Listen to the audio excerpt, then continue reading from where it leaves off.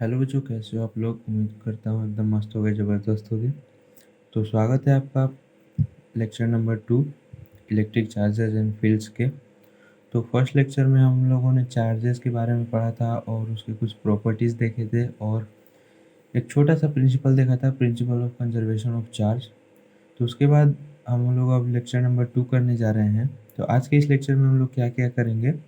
आज के इस लेक्चर में हम लोग करेंगे मेथड ऑफ चार्जिंग बॉडीज़। आप आपको याद होगा कि पिछले लेक्चर में हमने बताया था, एक सेकेंड। तो आपको याद होगा कि पिछले लेक्चर में हमने बोला था कि एक कोई बॉडी है, उस पे अगर हम लोग बाहर से कोई इलेक्ट्रॉन ऐड कर रहे हैं या फिर उस बॉडी से इलेक्ट्रॉन को हम लोग रिमूव कर रहे हैं तो वो बॉडी चार्ज हो जाता है। तो आज की वीडियो में हम लोग यही देखेंगे कि किसी भी बॉडी पे हम लोग इलेक्ट्रॉन को ऐड कैसे कर सकते हैं और रिमूव कैसे कर सकते हैं। बेसिकली आज की वीडियो में हम लोग पढ़ेंगे method of charging bodies. Body को चार्ज करने के टोटल 3 तरीके हैं। पहला फ्रिक्शन, दूसरा टच और तीसरा इंडक्शन। अगर मैं प्रेफरेंस वाइज बात करूं तो सबसे ज़्यादा इम्पोर्टेंट ये तीसरा वाला है, इंडक्शन, फिर फ्रिक्शन, चार्जिंग बाय फ्रिक्शन, और ये जो तीसरा है चार्जिंग बाय टच, ये ना के बराबर इम्पोर्टेंट है। इससे क्वेश्चन बहुत कम आता है। और जो हमारा नेक्स्ट टॉपिक होने वाला होगा वो है गोल्ड लीफ इलेक्ट्रोस्कोप, इसको भी देखेंगे। तो चलिए शुरू करते हैं।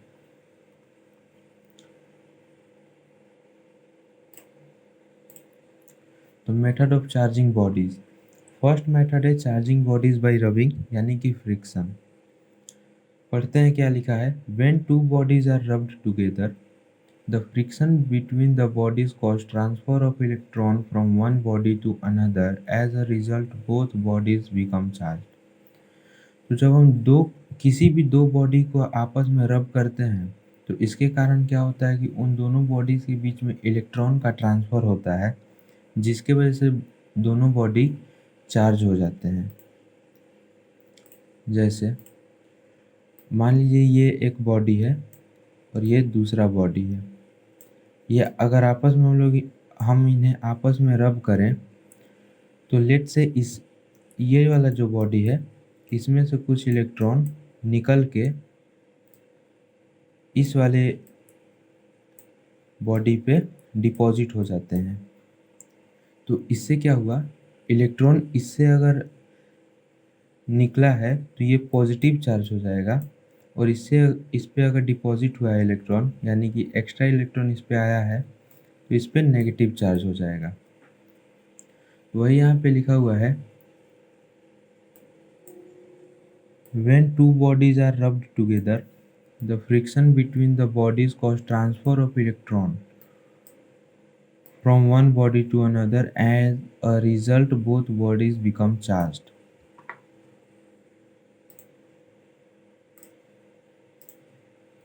The body which loses electron become positively charged. वही यहाँ पे लिखा हुआ है जो हमने अभी बोला कि जो बॉडी इलेक्ट्रॉन को लूज करेगा, यानी जिस बॉडी से इलेक्ट्रॉन निकलेगा वो पॉजिटिवली चार्ज हो जाएगा, और जौन सा बॉडी इलेक्ट्रॉन गेन करेगा वो नेगेटिव चार्ज हो जाएगा। ये जो अभी एग्जाम्पल नीचे लिखा हुआ है ये बहुत इम्पोर्टेंट एग्जाम्पल है। इस एग्जाम्पल से एग्ज़ाम में बहुत बार क्वेश्चन आ चुके हैं, तो ये एग्जाम्पल आपको याद होना चाहिए। क्या दो एग्जाम्पल है यहाँ पे, क्या है, rubbing glass rod with silk. एक ग्लास का रॉड है और उसे सिल्क के कपड़े से रब किया जा रहा है, पहला एग्जाम्पल। और दूसरा एग्जाम्पल क्या है, rubbing plastic rod with fur. Plastic के रॉड को फर से रब किया जा रहा है। आप यहाँ इमेज में भी देखिए, ये है जो ग्लास रॉड है, इसे हम लोग सिल्क से रब कर रहे हैं। तो क्या होता है कि जो ग्लास रॉड है उस पर पॉजिटिव चार्ज होता है। क्यों? क्योंकि ग्लास रॉड से जो इलेक्ट्रॉन है वो निकल के सिल्क पे डिपॉजिट हो जाते हैं, और जो सिल्क थ्रेड है, सिल्क का जो कपड़ा है, ये नेगेटिव चार्ज हो जाता है, क्योंकि ग्लास रॉड से जो इलेक्ट्रॉन निकले हैं वो जाके सिल्क पे डिपॉजिट हो जाते हैं। ठीक है। सिमिलरली अगर हम लोग एग्जांपल ले प्लास्टिक रॉड और सिल्क, तो सिमिलरली अगर हम एग्जांपल लें प्लास्टिक रॉड को अगर फर्श से हम लोग रब करते हैं तो जो प्लास्टिक रॉड है उसमें नेगेटिव चार्ज आ जाता है। क्यों? क्योंकि जो फर्श से इलेक्ट्रॉन निकलेंगे वो प्लास्टिक रॉड पे आके डिपॉजिट हो जाएंगे, और क्योंकि फर्श से इलेक्ट्रॉन निकले हैं तो फर्श जो है वो पॉजिटिव चार्ज हो जाएगा। तो यहाँ पे एक कन्वेंशन है, ये आपको याद रखना पड़ेगा, ये बहुत इम्पोर्टेंट कन्वेंशन है कि जो चार्ज है ग्लास रॉड पे और फर पे वो पॉजिटिव लिया जाता है। क्यों? क्योंकि इन पे से इलेक्ट्रॉन जो है वो डीअटैच हो गए, यानी कि उस पे से इलेक्ट्रॉन निकल के जो सिल्क क्लॉथ है और जो प्लास्टिक रॉड है उस पे डिपॉजिट हो जाते हैं। इस तो आपको यहाँ से क्या याद रखना है इस एग्जांपल से, ये आपको दो एग्जांपल याद रखने हैं। ग्लास रॉड को सिल्क से रब किया जा रहा है और प्लास्टिक रॉड को फर से रब किया जा रहा है। अगर ग्लास रॉड को सिल्क से रब किया जा रहा है तो जो ग्लास रॉड है वो पॉजिटिवली चार्ज हो जाएगा और सिल्क नेगेटिवली चार्ज हो जाएगा। वही अगर प्लास्टिक रॉड को फर्श के साथ रब किया जा रहा है तो जो प्लास्टिक रॉड है वो नेगेटिव चार्ज हो जाएगा और जो फर है वो पॉजिटिव चार्ज हो जाएगा। कन्वेंशन में भी यही लिखा हुआ है,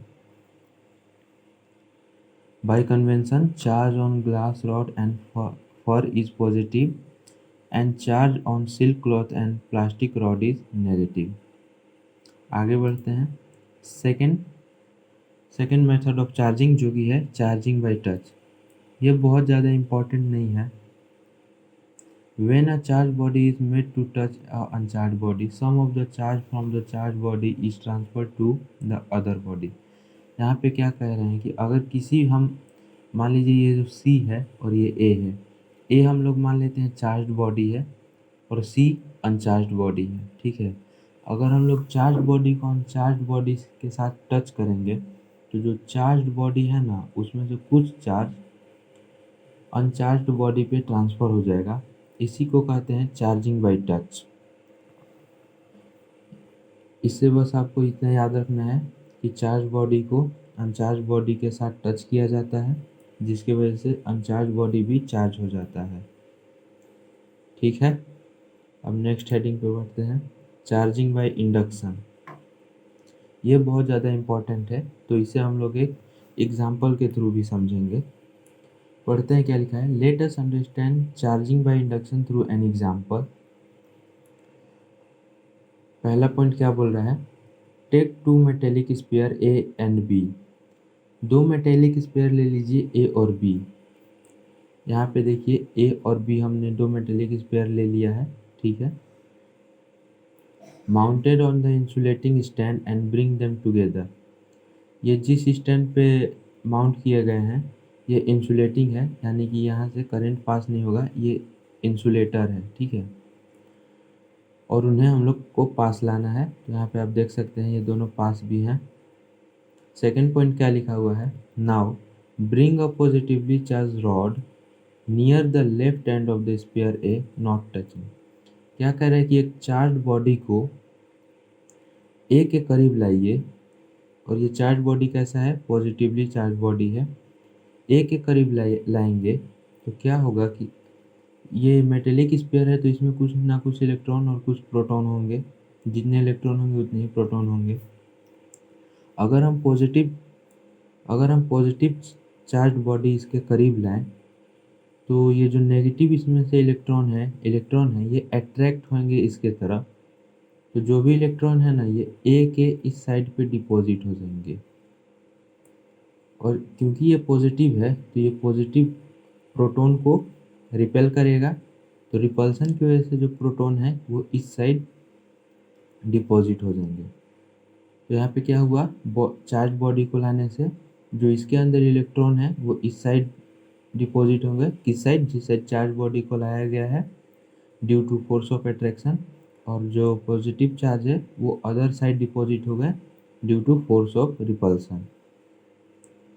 नेक्स्ट पॉइंट क्या कहा गया है, the positive charge of the rod attracts the electron of A. As a result, there is a excessive negative charge on left side of A। वही कहा गया है जो अभी हमने बोला कि इसके वजह से जो इलेक्ट्रॉन्स है वो अट्रैक्ट हो गए हैं इस साइड में। At the same time, there is a accumulation of excessive proton charge on the right side of sphere B due to repulsive force. और रिपल्सिव फोर्सेस की वजह से जो प्रोटॉन है वो इस साइड डिपॉजिट हो गए हैं. So we can see that at the end of this process both spheres become charged. तो इस प्रोसेस के अंत में जो दोनों स्पेयर्स हैं ना वो दोनों चार्ज हो चुके हैं. इसके बाद आप क्या कीजिएगा, एकदम इसको साइमल्टेनियसली बहुत जल्दी अलग कर दीजिएगा. ये दोनों जो टच में है ना, चार्ज बॉडी को इसके पास लाइएगा और इन दोनों को अलग कर दीजिएगा. तो जो ये ए वाला है ना, ये नेगेटिवली चार्ज हो जाएगा और ये बी है ये पॉजिटिवली चार्ज हो जाएगा. यही है चार्जिंग बाय इंडक्शन. तो नोट में यहाँ पे कुछ चीज़ें लिखे गए हैं, इन्हें आप ध्यान देंगे. क्या लिखा गया है? Charges on both sphere will be equal and opposite. ये जो हमने अभी इंडक्शन से यहाँ पे चार्जिंग किया ना, तो इससे जो चार्ज हुआ है बॉडी, तो जो बॉडी पे चार्ज होंगे ना वो इक्वल एंड अपोजिट होंगे. देखिए जैसे दो बॉडी चार्ज हैं तो इस पे जितना नेगेटिव चार्ज होगा ना उतना ही इस पे पॉजिटिव चार्ज होगा. चार्ज का मैग्नीट्यूड सेम रहेगा बट साइन अलग अलग रहेगा. सेकेंड क्या कहा गया है, ये नंबरिंग थोड़ा गलत हो गया है, यहाँ पे सेकेंड होगा. Not all the electron in the sphere accumulate on one side because of electrons keep getting accumulated. क्या कहा गया है, सभी इलेक्ट्रॉन्स स्पेयर में जो है ना वो एक साइड पे एक्यूमुलेट नहीं होते. As electron keep getting accumulated the incoming electron feels a strong force of repulsion from the already accumulated electron. क्या कहा गया है, यहाँ पे जो इलेक्ट्रॉन पे अगर हमने यहाँ पे पॉजिटिव चार्ज लाया तो ये जो इलेक्ट्रॉन यहाँ पे कुछ डिपॉजिट हुए हैं तो बाकी इलेक्ट्रॉन भी तो इसके तरफ आते जाएंगे. तो जो पहले से यहाँ पे इलेक्ट्रॉन है ना उसकी वजह से यहाँ पे जो अब इलेक्ट्रॉन आ रहे हैं उन्हें फोर्स ऑफ रिपल्सन भी झेलना पड़ेगा. ठीक है, वही यहाँ पे कहा गया है. ये पॉइंट उतना ज़्यादा इम्पोर्टेंट नहीं है, आपको केवल ये वाला पॉइंट बहुत ज़्यादा इम्पोर्टेंट है. क्या? Charges on both sphere will be equal and opposite. तो ये वाला पॉइंट आप ध्यान रखेंगे. बढ़ते हैं नेक्स्ट स्लाइड की तरफ. Gold leaf electroscope. इसका यूज़ किस लिए करते हैं? इसका यूज़ करते हैं किसी भी बॉडी पे चार्ज है या नहीं है इसे डिटेक्ट करने के लिए. मान लीजिए आपको एक बॉडी दिया गया और आपसे पूछा गया कि जो ये बॉडी है ये चार्ज है या नहीं, आप बताओ. तो आप कैसे बताओगे? तो उसके लिए हम ये जो गोल्ड लीफ इलेक्ट्रोस्कोप है इसका यूज़ करते हैं. तो देखते हैं इसकी वर्किंग क्या है. When a charge body is brought near और touched with metal knob, charges travel to leaf through the rod. Since both the leaves have the same charges, they diverge, repel. The degree of divergence in the indicator of amount of charge. ठीक है, ये जो red dot आपको दिख रहा है ना, अगर मान लीजिए ये एक चार्ज बॉडी है, लेट से ये एक पॉजिटिव चार्ज बॉडी है, तो हम लोग जैसे ही इसके ये जो ब्रास डिस्क है इसके करीब लाएंगे या फिर इस पर टच करेंगे तो क्योंकि ये पॉजिटिव चार्ज है तो जितने भी ये पूरा यहाँ से कनेक्टेड है तो जितने भी यहाँ पे इलेक्ट्रॉन होंगे वो सब अट्रैक्ट होंगे इसकी तरफ. क्यों? क्योंकि ये जो रेड वाला है डॉट है ये एक पॉजिटिव चार्ज है. तो यहाँ से सारे इलेक्ट्रॉन यहाँ पे अगर मूव कर जाएंगे तो जितने भी इलेक्ट्रॉन हैं ये वो यहाँ पे आ जाएंगे. तो यहाँ पे जो पॉजिटिव चार्ज है उसकी वो बढ़ जाएंगे, उसकी डेंसिटी बढ़ जाएगी पॉजिटिव चार्ज की. ठीक है, पॉजिटिव चार्ज नंबर में ज़्यादा हो जाएंगे. क्योंकि ये पॉजिटिव चार्ज नंबर में ज़्यादा हो जाएंगे, ये वाला जो लीफ है इस पर भी पॉजिटिव चार्ज हो गया, ये वाला जो लीफ है इस पर भी पॉजिटिव चार्ज हो गया. तो रिपल्सन की वजह से ये दोनों डाइवर्ज होंगे. ठीक है, तो ये जो डाइवर्ज है ना इससे हमें पता चलेगा कि हाँ ये बॉडी चार्ज्ड है. अगर ये बॉडी न्यूट्रल होगा तो कोई भी इलेक्ट्रॉन यहाँ पे नहीं जाएगा, कुछ नहीं होगा और ये एकदम रेस्ट में रहेगा. ठीक है, अगर हम यहाँ पे नेगेटिव चार्ज भी लाएंगे तो यहाँ के जितने इलेक्ट्रॉन हैं वो रिपल्सन की वजह से यहाँ पे चले जाएंगे, यहाँ पे नेगेटिव ज़्यादा हो जाएगा, यहाँ पे भी नेगेटिव ज़्यादा हो जाएगा इलेक्ट्रॉन. तो ये फिर से रिपेल कर देंगे।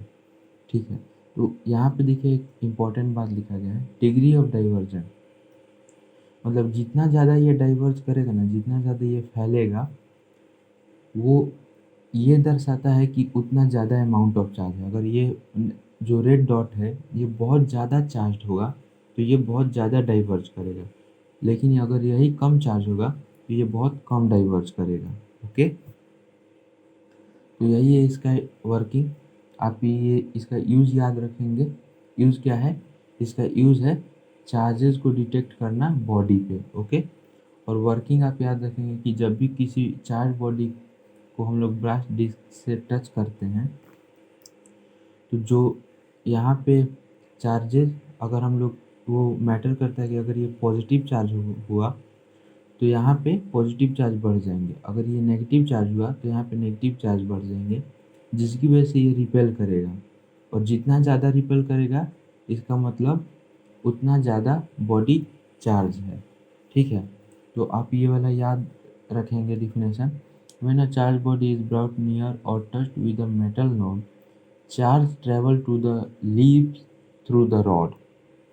इस रॉड के थ्रू चार्ज लिप्स पे ट्रैवल करते हैं, वहाँ तक जाते हैं। ठीक है, since both the lips have same charge they diverge, क्योंकि दोनों लिप के पास सेम चार्ज है तो ये डाइवर्ज करते हैं। और डिग्री ऑफ डाइवर्जेंस क्या बताता है? ये अमाउंट ऑफ चार्ज बताता है। ओके, तो आज के लिए इतना ही। नेक्स्ट टर्न में हम लोग कूलम्स लॉ स्टार्ट करेंगे। अगर आपको ये वीडियो अच्छा लगा हो तो लाइक करें और चैनल को सब्सक्राइब करें। वीडियो पूरा देखने के लिए थैंक यू सो मच। मिलते हैं नेक्स्ट वीडियो में।